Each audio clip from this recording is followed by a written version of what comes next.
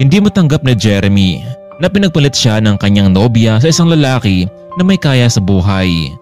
Langako sila noon sa bawat isa, ngunit ganito ang nangyari. Magkaklase noon ang dalawa mula elementarya hanggang high school, kaya naman ay kilala nila ang bawat isa. Isang anak magsasaka lamang itong si Jeremy, samantalang si Claire naman ay anak ng isang businessman na kilala sa kanilang lugar. Alam nilang dalawa na kapag nalaman nito ng mga magulang ni Claire ay paniguradong tutol ito sa kanilang pag-iibigan, kaya palihim na lamang silang nakikita sa tuwing may pagkakataon. Habang nasa high school ang mga ito, naging kaklase nila sina Max at Jason. Isa mga ito sa kilala sa lugar dahil na rin sa yaman ng pamilya. May gusto itong si Max kay Claire, kaya nga lagi itong nagpaparamdam sa kanya, pero dahil nariyan si Jeremy na laging kasama ng dalaga, kaya naman ay walang pagkakataon itong si Max para magtapat ng kanyang naramdaman dito. Jason, ano bang meron kina Jeremy at Claire? Naku pare, ang pagkakaalam ko lang dyan ay matagal na silang magkaibigan. Mula pa noong elementarya hanggang high school, kaya nga ay close sila sa bawat isa. Hindi kasi pinapalata nila Jeremy at Claire na magkasintahan sila, pero sa loob-loob nila ay mahal nila ang bawat isa.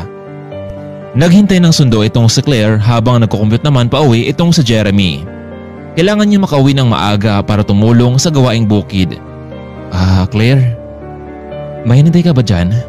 Kung gusto mo sumabay ka na sa amin o hinintay natin sa inyo. Naku, maraming salamat Max, pero hinintay ko kasi ang sundo ko. Ganun ba? Yung si Jeremy, magkano ba kayo? Magkarelasyon ba kayong dalawa? Hindi Kaibigan ko lamang siya since elementary pa kami. Kung sa bagay Claire, akala ko papatol ka doon sa isang anak magsasaka. Claire, may pagtatapat sana ako sa iyo Pwede ba akong makitang ligaw sa inyo? Ano? Oo Claire, alam mo, gusto kita. Matagal na sana kitang kausapin, pero niren kasi yung asangot mong kaibigan palaging butod na butod sa'yo. I know your family background, your dad is a businessman, at sa palagay ko, bagay tayo dahil katulad niyo ay nasa business industry din mga parents ko. Max, pasensya ka na, pero sa ngayon kasi hindi pa ako handa sa ganyang mga bagay. Gusto ko munang makapagtapos ng pag-aaral. Sige na, narito ng sundo ko. Sige Claire, ingat ka pa uwi. Bagamat unang beses pa lamang itong kinausap ni Max ay pero mukhang busted na ito. Pero hindi siya susuko dahil alam niyang bagay silang dalawa at ayaw niyang mapunta ito sa ibang lalaki, lalo na doon kay Jeremy na anak ng isang magsasaka. Nakauwi na rin si Jeremy sa kanilang tahanan matapos magbihis agad itong sumunod sa bukid. Malawak ang kanilang lupain at pinagtimnahan ng mga palay, gulayan at mga hayupan. Simpleng pamumuhay lamang sila. Ang totoo, malaki ang naipon nila bawat anihan. Pagkarating ni Jeremy sa bukid ay laking gulat nito dahil sumisigaw ang kanyang ina at humingi ito ng tulong. Nay, ano nangyari sa'yo dyan? Anak, ang tatay mo, bigla siyang natumba. Hindi ko naman siya kayang buhatin kaya mabuti na lang at narito ka ngayon. Nay, tara na, dala natin sa ospital. Agad binuhat ni Jeremy ang ama patungo sa kalsada, bagamat medyo may kalayuan pa ito. Habang hindi pa sila nakarating sa highway, tumawag ng kanyang ina na isang ambulansya. Kaya naman saktong pagdating nila roon ay naroon na ang sasakyan. Mabilis itong umalis patungo sa ospital. Pagdating nila doon ay dinala ito sa emergency room. Nay, dapat tinawagan niyo ako kanina pa. Jeremy, hindi ko naisip yun dahil sobrang takot ko. Maya-maya pa dumating ang doktor para ipaalam sa kanila ang naging sitwasyon ng kanilang ama. Mrs. Reyes, mabuti na lang at umaban itong asawa mo. Sa ngayon, kailangan niya muna magpahinga. Pero I recommend na huwag niyo muna siyang patrabuhuin. Bukas, pwede na siya makauwi. Maraming salamat po, Dok. Kinabukasan lumabas na nga ng ospital ang mga ito. Kahit sa simpleng nilang pamumuhay bilang magsasaka ay nabayaran man nila ang bill, ngunit laging pinaalala ng doktor na kailangan munang napahinga ang kanilang ama. Paano to Sylvia? Sino na ang matatrabaho sa bukid natin? Si Jeremy nag-aaral pa sa high school at sa sunod na pasukan ay nasa senior high school pa lamang siya.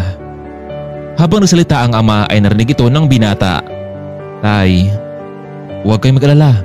Ako muna papalit sa inyo. Total naman, tapos na rin kami sa aming final exam at hintay namin yung resulta namin. Sigurado ka ba, Jeremy? Sigurado ako, Tay. Dito tayo nabubuhay sa ating pagsasaka. Ito rin ang magbabago sa buhay natin. Nagpasalamat nga ako sa inyo dahil nung nasa abroad pa kayo, nakabili tayo ng 6 na hektaryang lupain. Sabi nila, mahirap ang magsasaka. Oo, pero mas mahirap kung walang may pakain sa pamilya. Pero anak, kaya mo bang magtrabaho nito? Meron tayong palayan, babuyan at gulayan. Tay, hindi naman talaga ako ang gagawa nito. Mag-hire tayo ng trabahante, pero tutulong din ako.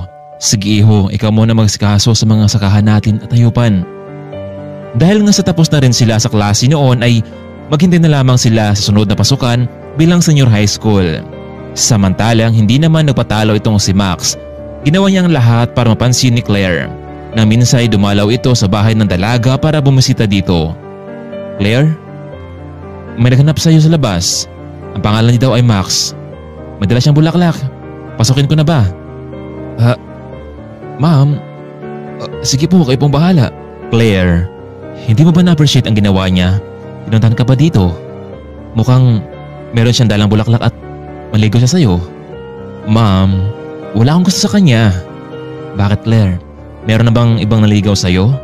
Tingnan mo, napaka-porma, maayos manamit, at mukhang meron siyang may pagmamalaki. Kaya punta mo na sa sala at kausapin mo ha. Napilitan lamang itong si Claire na puntahan si Max dahil sa pangulit ng kanyang ina.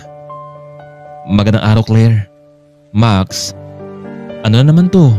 Diba sinabi ko na sa iyo na ayaw ko munang pumasok sa ganitong bagay? Claire, hindi ako titigil hanggat hindi mo ako binibigyan ng pagkakataon. Ito nga pala, flowers and chocolate for you. Napilitan na lamang din tanggapin ni Claire ang lahat. Sa unang pagkakataon ay nakipagkwentuhan naman itong si Claire sa binata. Na-realize ni Claire na maganda rin palang makitungo itong si Max sa kanya. Excuse me, mukhang nag-enjoy kayo dyan ha. Ito nga palang snacks para sa ating lahat. Naku ma'am, nagabala pa po kayo. Ganun naman talaga ako kapag may bisita ang anak ko. Anyway, ano nga palang trabaho ng mga magulang mo? Well, nasa business industry din po ang mga magulang ko. Oh, nice. So paano? May gagawin lang ako ha sa kusina. Claire, I just want to say, kung may gagawin ka ba this week, iyain sana kitang kumain sa labas. Don't worry dahil magpapaalam na ako sa mga parents mo. Yun ay kung okay lang sa'yo. Max, pero... Nagdalawang isip itong si Claire dahil alam niyang nariyan si Jeremy at nangako sila sa bawat isa. Pero baka magtaka naman ang kanyang mga magulang kung bakit hindi siya pumapayag sa alok ng binata sa kanya. Okay Max, walang problema. Tawagan mo lang ako kapag anong oras yun ha. Naging magaan ang pakiramdam ni Claire sa lalaki. Inakala niya noon ay mayabang ito pero nagkamali siya. Samantalang ilang linggo na ring walang pasok, naging abala naman si Jeremy sa gawaing bukid. Nag-usap lamang silang dalawa ni Claire para mumusta sa phone. Jeremy, sabay tayo mag-enroll sa senior high para makita tayo dito. Claire, ang totoo baka hindi mo na ako mapag-aral ngayon. Hindi na kasi makapagtrabaho si tatay eh. Kaya ako na lamang muna ang mag-asikaso sa mga pananim namin. Ha? Bakit naman Jeremy? Akala ko ba gusto mong makapagtapos ng pag-aaral para naman may pakilala kita sa mga magulang ko? Oo Claire, pero kung hindi ko gagawin, baka malugi ang pananim namin. Gusto mo, magkita na lang tayo dyan sa enrollment. Huwag na lang muna tayo magkita Jeremy. Ikaw ang bahala dyan. Ginusto mo yan eh. Mag-ingat ka na sa trabaho mo. Medyo na-disappoint itong si Claire sa naging pag-uusap nila ni Jeremy. Lumipas ng isang buwan, pasukan na ngunit hindi talaga pumasok si Jeremy. Sa halip ay nagpatuloy ito sa kanyang responsibilidad sa pamilya. Ganun pa man, hindi naman may pagkakaila na malaki naman ang kita nila sa pagsasaka sa 6 na hektaryang lupain. Yun nga lang ay halos nakababad buong maghapon. Nagpatuloy sa paglipas ang mga taon at halos wala na silang naging komunikasyon ni Jeremy at Claire hanggang sumapit nga ang 9 na taon. Nabalitaan ni Jeremy na magkakaroon ng reunion sa high school kaya hindi na ito nagpatumig-tumpik pa. Tinawagan niya ang kanilang advisor na dadalaw ito sa naturang reunion. Hindi niya alam kung ano na ang estado ng mga dati nitong kaklase at kabatchmate sa high school. Sakto at kaka-harvest lamang nila ng mga gulay at palayan. Kaya naman nagkaroon siya ng oras para magsaya sa sarili. na taon na pala ang nakalipas marahil ilan sa mga naging kaklase nito ay profesional na at may sarili ng trabaho. Sa oras ding iyon ay nagmadali ito ang nagpahatid si tricycle. Sobrang nanabik ito na makita ang mga klase, lalo na itong si Claire. Mula kasi nung nalaman nito na hindi mo na ito makapasok sa paaralan ay nagbago na ang pakitungo nito sa kanya. Minsan na lamang itong tumatawag hanggang sa nawalan sila ng komunikasyon. Pagaba ng tricycle, habang nakatingin siya sa malaking gusali at kitang-kita niya ang mga nagandahang mga classmate at sa loob ng mahabang panahon ay nakita niya muli itong si Claire dahilan para lapitan niya ito. Ngunit laking gulat niya dahil malaking pagbabago ni Claire. Claire? Excuse me, sino ka? Hindi mo na ba ako natandaan? Jeremy? Mabuti naman at nakarating ka sa reunion natin na ito. Akala ko doon ka na lamang palagi yung tambay sa palayan. Claire, mas lalo kaya itong gumaganda ngayon Jeremy, ganun talaga. At may trabaho na ako. Kaya ko nang bilhin ang lahat ng gusto ko. Ikaw, huwag mong sabihin na nasasakahan ka pa hanggang ngayon. Claire, pwede ba tayo mag-usap tungkol sa ating dalawa? Jeremy, 9 na taon na nakalipas. Wala ka nang puwang sa puso ko. Isa pa, may boyfriend na ako. Claire, paano naman yung pangako natin? Tumigil ka na, Jeremy. Wala na naging tayo. At huwag ka na umasa na babalikan pa kita. Alam mo, tama si Max noon Wala akong mapapala sa'yo. Ano ang may papakain mo sa akin? Hindi ka nga nagtapos ng pag-aaral dahil mas inuna mo pa ang pagiging magsasaka. Ito nga pala si Max, ang boyfriend ko. Kaya huwag ka na umasa pa na balikan pa kita.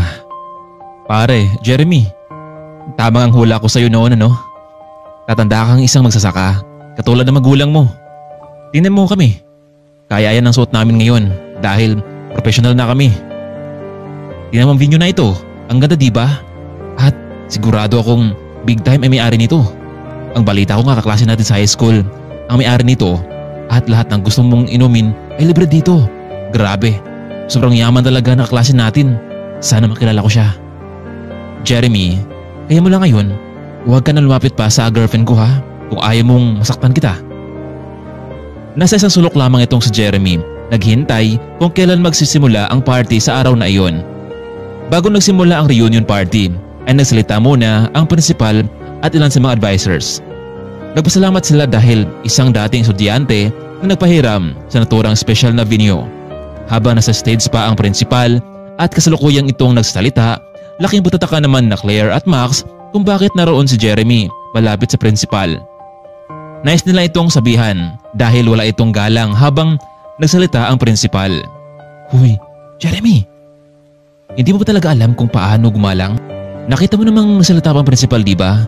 Tapos ikaw naman itong hindi mapakali sa kalakad. Ang mabuti pa, umalis ka na sa reunion na ito dahil hindi ka bagay dito. Umalis ka na, Jeremy. Listen, ladies and gentlemen. Nais ko pakilala sa inyo ang owner at businessman na napahiram sa atin ng venue na ito. Please come on stage, Mr. Jeremy Reyes. Nang narinig ito ni Claire at Max ay laking pagtataka nila, baka nagkamali lamang sila ng rinig. Pero naglakad patungo sa stage ang binata habang nakipagkamay sa principal. Magandang hapon sa ating lahat. Ako nga pala si Jeremy. Marahil marami ang nakilala sa akin dito at siguro nagtataka kayo kung bakit ako naging ganito. Alam nyo, hindi ko kinakahiya na isa kong anak magsasaka. Pero ang tanong, paano ko napundar ang ganitong negosyo? Sa kabila ng hindi naman ako nakapagtapos ng kolehiyo, isang high school graduate lamang ako, ang taong nasa harapan nyo ngayon. Hindi ko pinagmamayabang na kahit high school o college graduate ka man, ang mahalaga dito ngayon ay may pangarap ka sa buhay mo. At yun ang dapat hindi mo susukuan. Marami dito sa atin na batchmate ngayon ay tumigil sa pag-aaral marahil sa hirap talaga ng buhay. Pero at the end, ano man ang kinalabasan nito, dapat pa rin nating igalang ang bawat isa. Dahil ang bawat buhay ay may kanya-kanyang responsibilidad, mahirap ka man o mayaman. Alam nyo, ginawa ko ang lahat. Pinag-aralan ko ang mga diskarte bilang isang magsasaka.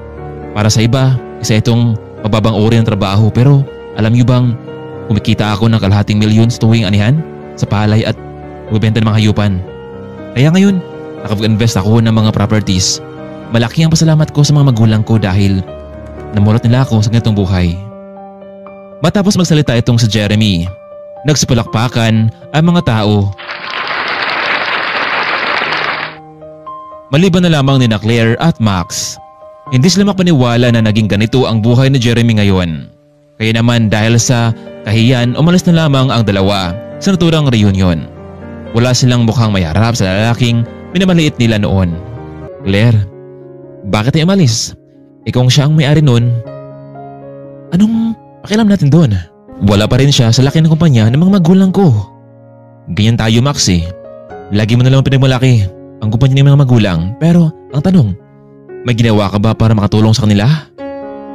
Hindi ba sinabi ko naman sa iyo, Claire, na hindi ko kailangan magtrabaho dahil sa yaman namin? Hindi ba sinabi ko naman sa iyo na kailangan mo magtrabaho sa sarili mo? Hindi yung puro ka na lamang asa sa mga ulang mo. Tatanda rin sila at ikaw, kailangan mo magdesisyon yan. Claire, eto na naman tayo. Ito na naman ba tayo? Lagi mag-aaway? Hindi ko kailangan magtrabaho dahil alam ko naman na talagang mayaman kami. Hindi mo ba naintindihan yun? Ano ba nangyari sa'yo, Claire, ha? Hindi ka naman ganyan, ha? Nakita mo lamang si Jeremy. Nagbago na yung pakikitungo mo sa akin. Baka naman hanggang ngayon may gusto ko pa rin sa kanya. O di ba, Max? Tayo ngayon may malaking kasalanan sa kanya eh. Dahil lagi natin siyang pinapahiya noon. Pero tingnan mo siya ngayon. Dahil sa kanyang pagsisikap, nagbago ang kanyang buhay. Samantalang tayo, laging sinusunuran sa mga magulang natin. Ano ba gusto mong sabihin, Claire? Di ba niyaya kita magpakasal pero ang sabi mo, hindi ka pa handa? Kailan pa, Claire? I'm sorry, Max, pero to tell you frankly, wala talagang gusto sa'yo eh. Yung mga parents ko lang naman kasi ang may gusto nito. Tsaka, sawa na ako sa ganitong setup. Hindi pwedeng mabaliwala ang lahat ng ito, Claire. Yung mga paghihirap ko sa'yo. At kung gusto mo umiwas sa akin, subukan mo lang. Alam ko kung saan sila nakatira ang pamilya mo. Isang tawag ko lang sa mga gwardya ko, boom. Lahat sila magwawala. Ang sama mo, Max. Dapat hindi na ako nakinig pa sa mga magulang ko noon. Ibaba mo na ako sa sakyan ito. Claire, alam mo, kung hindi lang kita mahal, matagal na kitang iniwan pero hindi ako papayag na may tao nga agaw sa'yo. Magkamatahin kami dalawa. Kaya ngayon pa lamang, dadalhin kita sa rest house ko. Doon na tayo magsasama habang buhay. Naibang ka na ba, Max? Hanapin ako ng mga parents ko at paniguradong ikaw ang gagawin nilang suspect dito. Wala akong pakialam, Claire. Pero sisiguraduhin kong hindi nila tayo mahanap pa. Pati nga parents ko, hindi alam ang results na yun. Biglang huminto sa pagmamaneho itong si Max, kinuha niya ang posas at pinasuot ito kay Claire habang nakatape naman ang bibig nito at nakapiring. Gusto niyang hindi malaman ni Claire kung saan sila natatago. Kaya naman kahit anong pagpumiglas ng dalaga ay wala itong lakas ng loob para makawala mula sa pagkakaposas dito. 2 oras ang nakalipas, nakarating na rin sila sa rest house. Napalibutan ito ng mga armadong tauhan. Kayong lahat, maging matalas ang inyong pakiramdam ha. Walang sinuman ang makapasok dito at makalabas sa lugar na ito. Naintindihan niyo ba? Yes sir, Max. Masunod po. O sige na. Ano pang hinintayin niyo dalawa? Magbantay na kayo. Pumasok na sa rest house sa mga ito at tinanggal ang nakapiring sa mga mata ni Claire. Pakawalan mo ako, Max. Sinasabi ko na nga ba dapat hindi ako nagpatiwala sa iyo. Huli na ang lahat, Claire. Akin ka lang. Samantalang matapos ng kanilang reunion ay laking pagtataka naman ng mga magulang ni Claire dahil hindi pa nakauwi ang kanilang anak. Sinubukan nila itong tawagan pero hindi nila ito makontak. May nakapagsabi sa kanila na naroon daw ito sa isang reunion party kasama ng boyfriend. Labis naman ang pag-alala ng mga magulang. Lagi kasi itong hinatid ni Max kapag tapos ng okasyon, ngunit maliban na lamang sa gabing ito. Kinabukasan ay nagtungo ang mga magulang ni Claire sa naturang venue para makita ang CCTV camera kung talaga bang magkasama ang dalawa. Sa unang pagkakataon, nakita at nakaharap ni Jeremy ang mga magulang ni Claire. Inakala niya ay matapobre ang mga ito ngunit kabaliktaran pala sa kanyang inakala. Nakita nila sa CCTV camera na unang lumabas itong si Claire habang kasunod naman ang lalaki. Ngunit tila may pag-aalitan ang dalawa. Kaya naman hinawakan ng lalaki itong si Claire at dinala doon sa kotse. Mula noon ay hindi na nakita nila ang sumunod na pangyayari. Naawa naman itong si Jeremy sa mag-asawa, mukhang hindi nila inasahan na ganun ang mangyari sa kanilang anak. Matapos nilang nakita ang CCTV camera, nagtungo na rin sila sa police station para i-report ang pangyayari. Sa loob ng 24 oras kung hindi pa rin umuwi ang dalaga, saka palang gagawa ng aksyon ang mga kapulisan. Ma'am, Huwag kayong mag-alala dahil tutulong din po ako sa paghahanap sa anak ninyo dahil kaklase niya ako noon sa high school at elementary. Ano? Magkaklase kayo ni Claire pero parang hindi naman kita naalala noon na magkasama kayo noong bata pa siya. Oo ma'am, kasi matapos kong mag-aaral, agad kasi akong umuwi para sa gawaing bukid. Ganon ba iho? Pero mukhang iba yata ang naging buhay mo ngayon Dahil po yan ma'am sa pagsisikap ko, kaya nabot ko rin ang pangarap ko na magkaroon ng negosyo. Kung ganon iho, maaari ba naming malaman ang pangalan mo? Ako nga pala si Jeremy Reyes. Waling po akong tumulong para mahanap si Claire. Maraming salamat iho. Kahit hindi ka namin nakwento sa akin ni Claire, I believe in you. Lumipas ng 36 na oras ngunit walang Claire ang umuwi. Kaya dito na gumawa ng aksyon ang mga kapulisan. Nagtungo sila sa bahay ng binata at nakausap nila ang magulang nito. Mr. and Mrs. Asuncion, baka naman nagtana ng mga anak natin. And beside, nasa tamang edad naman sila, hindi ba? Mr. Clifford, babae ang anak namin. Kung talagang malinis ang tensyon ang anak mo, dapat sana igalang niya ang desisyon ng anak namin. Mr. Asuncion, oo. Matagal lang gustong pakasalan niyang anak mo pero pakipot Ewan ko ba kung bakit nagtiis pang anak namin. Nasamantalang marami na babae dyan. Mr. Clifford, makinig kayo. Sa oras na malaman namin na dinukot ang anak mo, ang anak namin, pasensyahan na lamang tayo. Subukan mo Mr. Asuncion. Makita mo ang hinahanap mo. Umalis na ang mga ito sa bahay ng mga Clifford. Wala silang idea kung saan tinago ng lalaki ang kanilang anak. Mr. Asuncion, wala ba kayong alam na mga lugar na palaging nagkasama ang dalawa? Naku Mr. Officer, wala talaga Pero teka lang, may naalala ko. Yung phone ni Claire, sa oras na mag-on iyon, meron akong nilagay na GPS tracker doon at paniguradong matutunan natin kung saan sila at nila ng lalaking iyon. Samantalang nakarating na nga sa rest house itong sina Max at Claire. Kaya naman ay tinanggal nito ang kabilang posas at ikinabit sa bakal para naman hindi ito makatakas. Dito ka muna Claire ha. Bibili mo na ako ng pagkain natin. Huwag mong subukan tumakas dahil kahit anong gagawin mo, hindi ka makakaalis dito. Umalis na nga ang lalaki at iniwan itong si Claire sa loob. Naisip ni Claire na buksan ang phone para tawagan ang mga magulang nito at ipaalam na dinukot siya nitong si Max. Kasalukuyang naka-on ang phone ng dalaga ngunit ilang segundo lamang ay mag-shutdown na rin ito dahil sa lobat na. Na-trace ng mga IT specialist ang lugar kung saan naroroon ang lokasyon ni Claire at kailangan lang mapuntahan sa mas lalong madaling panahon. Maya-maya pa bigla na lamang nawala ang signal ni Claire. Ganun pa man, may idea na mga kapulisan kung saan siya pwedeng hanapin. Samantalang nakabalik na rin itong si Max mula sa pagbili ng pagkain pero bago itong tuluyang makapasok sa loob may tumawag sa kanya, ang kanyang kaibigan na si Jason. Oh Jason, bakit ka napatawag? Max, nasaan ka ba? Alam mo ba ang balita? Ano Jason? Hinahanap ka nga ng kapulisan. Bakit mo dinala si Claire? Alam mo bang isang panudukot ang ginawa mong yan? Jason, ewan ko ba? Bigla lang pumasok sa isipan ko ang mga bagay na yun. Ayaw niya kasi akong pakasalan. Ilang taon na kami magkasintahan pero hanggang doon lang talaga. Pero noong nakita niya si Jeremy sa reunion, biglang nagbago ang trato niya sa akin. Pare, ang mabuti pa, iuwi mo na si Claire sa kanila habang may pagkataon ka pa. No Jason, marami na akong ginawa para sa kanya tapos ganun-ganun lang? Ikaw pare, sige na Jason, ibababa ko na ang tawag. Matapos ng tawag ay pumasok na sa loob ang lalaki. Nakita niya naroon lamang sa may sulok itong si Claire. Babe, tara, kumain na tayo. Kumain ka na mag-isa mo dyan. Alam mo Max, akala ko dati mabuti kang tao at mapagkatiwalaan ka pero lumabas din ang tunay mong ugali. Bahala ka. Kung ayaw mong kumain, sino bang gugutumin? Hindi naman ako. Kasalukuyang kumakain ang lalaki na biglang dumating ang mga pulis at ang pamilya ng biktima. Mr. Max Clifford, alam naming nariyan ka sa loob. Sumuko ka na. Ibigay mo ng maayos si Claire. Laking pagtataka ng lalaki kung bakit natuntun ito ng mga pulis samantalang wala namang ibang nakaalam nito maliban lamang sa kanya.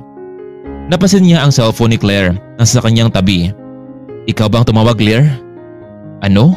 Ako? Nakita namang nakagapos ako, hindi ba? Mr. Max Clifford, sa kilawang pagkakataon, binibigyan ka namin ng pagkakataon para sumuko. Kung hindi, mapipilitan kami pumasok sa loob. Maya-maya pa bumukas ng bahagya ang naturang bintana para makausap ang mga pulis sa labas. Sige, subukan niyo pumasok sa loob. Sinasigurado ko sa inyo na may mawalang buhay ngayon. Anak, Max, ano bang ginagawa mo? Sadang isang boses na mula sa labas. Napansin ng binata na kasama pala ng mga ito ang kanyang mga magulang. Ma'am, wala naman akong masamang intensyon para kay Claire eh. Ang gusto ko lang saan ay pakasalan niya ako. Max, pero kung ayaw niya, huwag mo nang pilitin. Marami pa namang babae dyan, di ba? Habang nagpaplano naman ang kapulisan kung paano pumasok sa loob ng rest house. Sa walang pahintulot ay biglang pumasok itong si Jeremy na may dobleng pag-iingat. Napansin niyang hindi nakalak ng maayos ang pintuan kaya naman dahan-dahan siyang pumasok sa loob. Sa isang iglap ay biglang lumapit itong si Jeremy at sinuntok itong si Max kaya naman ay natumba ang dalawa. Kasabay naman na magpasok ng mga pulis. Pinag-asahan niyo akong dalawa. Akala mo Claire, hindi ko alam na gusto mong bumalik kay Jeremy dahil ano? Dahil ba sa hindi na siya magsasaka ngayon? Wala ka palang panindigan eh. Ma'am, lumabas na ka dito. Kung ayaw madamay pa dahil sa isang iglap lamang dito ay sasabog ito dahil meron akong bombang ligay dito ngayon. Alright men, secure the area. Siguraduhin niyong hindi sasabog ang bomba. Agad na silabasan ang mga ito samantalang hawak-hawak naman ni Jeremy itong si Claire palabas. Jeremy, bakit? Loko-loko ka ba? Paano kung nabaral ka ni Max? Claire, di bali na mabaral ako at least tumulong ako sa pagligtas ng mahal ko. Masaya nga ako na naging maayos ang buhay mo. Matapos naligtas ang buhay ni Claire ay umalis na agad itong si Jeremy. Jeremy, ano itong ginagawa mo?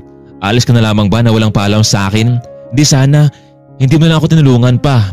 Iwan mo rin ako eh. Anong ibig mo sabihin, Claire? Alam mo, kaya hindi ko kaya mapakasal kay Max dahil alam ko sa sarili ko na mali yun.